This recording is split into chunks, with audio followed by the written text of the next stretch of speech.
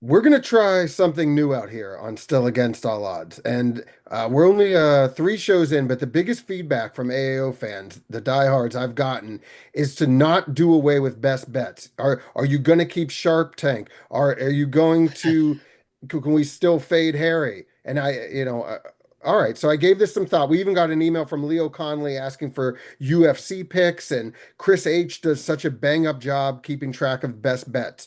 So here's what we came up with. We're going to try this. It's called Horse Bet. And each week we'll give out our best bet for the weekend.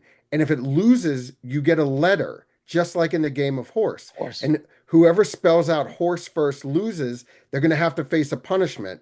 But to make things interesting, we'll leave it up to you guys what that punishment will be. So I want you to comment on Instagram or comment on X or, comment and Western Union it to Harry.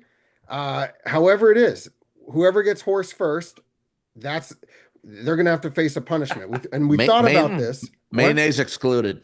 Oh yeah, no mayo. Yeah, just hold the mayo. Whatever Mm. you do, hold the mayo. We thought about this, and let's just say the bet has to be minus 110. And then maybe as we go, and if it gets needs to get tougher, Mikey Meatballs will raise the odds each week. Yeah, I like So, that. all right, Bri, you're on board. Everyone signs off on this. Yeah, I think it's a great idea. I just hope I don't get horse first. Who won? Who won basketball horse between the Sokoli brothers growing up? Who was the better shooter? It's funny. We played more like 3-on-3. I Yeah. played maybe horse more with my sister than I did Uh-huh. Darren. Darren was always out of the house. He was never around when I was a He kid. was in Atlantic City. That's why. What are you talking about? Ah, All right. Well, to kick things off for our first ever horse bet, and you can even bet horses. You can bet anything you want here. Harry, we're going to you for our first round here. I'm going to go college football. I'm going to go over 55 and a half in the Indiana Oregon game. Now, Indiana is fifth in the NCAA in total yards per game. Oregon is ninth, and Indiana has a great rushing attack too. They're fifth in rushing in college football as well. Indiana averages 45 points a game so far this Mm. year.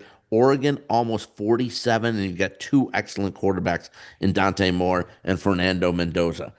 Indiana had their like kind of defensive scare last week against Iowa in Iowa City. Now it's wide open offense here. Indiana has already 30 offensive touchdowns this year. Their top two wide receivers at 400 yards plus, six touchdowns each. Oregon's last three home games, they're averaging 56 Mm. points per game. Give me over 55 and a half. All right. So that is now again, if it doesn't hit, you get an H, but we'll have to see what happens. Brother Bry, give us your first bet. Well, I predict, in that game that Harry has, it's probably going to get 50 points at half. He's going to send a text, the easiest bet ever. It's going to end at 50, right? Something Only like that. 55 and a Drink, half. Only. drinks, And then I drinks him, lose. And then I jinx lose. himself. Although I will say I like the Oregon over in that game too. So I'm kind of I don't know. Now I'm rooting against it. But look, I'm gonna go. This is Monday night though, but I'm gonna go Falcons plus 4.5 at home against the Mm. Bills. Look, the Falcons are they've shown they're a completely different team pretty much at home, right? We saw Mm. how bad they were at the Panthers, but again, different team at home. They had the bye week, right? They played well against the Commanders, but had the bye week. The Bills had a really tough Sunday night, but they just have the Bills again, just really even though they're 4-1, they just haven't necessarily looked like themselves. So now, I think this is like a 3-point game either way. I could see the Falcons blowing this late, like they kind of do in a lot of these games. But I think 4.5 is just a little bit too much. It's a weird game. So I back Atlanta here, getting 4.5. All right, and Parlay Kid, remember this is a huge bet here because if you lose, you get a letter. So what are you thinking?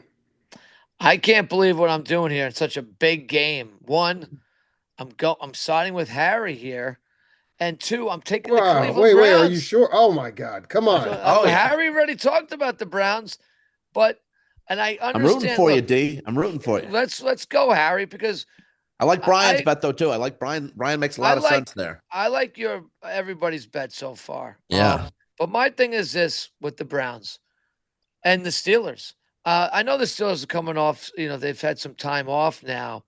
And, the Browns here are coming back, etc. But I kind of like what I saw from Gabriel in terms of very just under control, short passing game, right? No turnovers on his part, at least interceptions. And the running game's been pretty solid with Judkins for them, It was right? good. On top of that, I personally think the Browns defense is going to give Aaron Rodgers fits. I mean, Rodgers is really more of a game manager at this point. Pittsburgh doesn't, except for that Jets game early in the year, which we know now that the Jets defense is abysmal, that Pittsburgh has a hard time scoring points. And I think they're going to have a really hard time scoring points. Not enough to cover the 5.5 against a great, I won't say great, very good Cleveland defense. Garrett's going to be in that backfield all day, terrorizing Rodgers. He does not move like he used to. Be a lot of checkdowns. I think they're going to see just very conservative offenses on both sides of the field. It won't be enough for Pittsburgh to cover the 5.5. Yeah, Garrett and Watt, definitely it's a little chess match between them in these games too.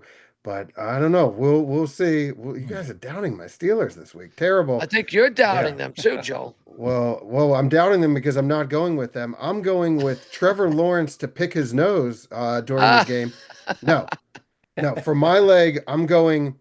Now, this line isn't officially out, but right now what I'm seeing is Jamar Chase over 63.5 receiving yards. Now, even if it goes up, I promise you, I'm taking this as my bet because I have no doubt Jamar Chase said, I don't care if you have to drag Boomer Esiason out of retirement at quarterback. We're not continuing this season with Jake Browning.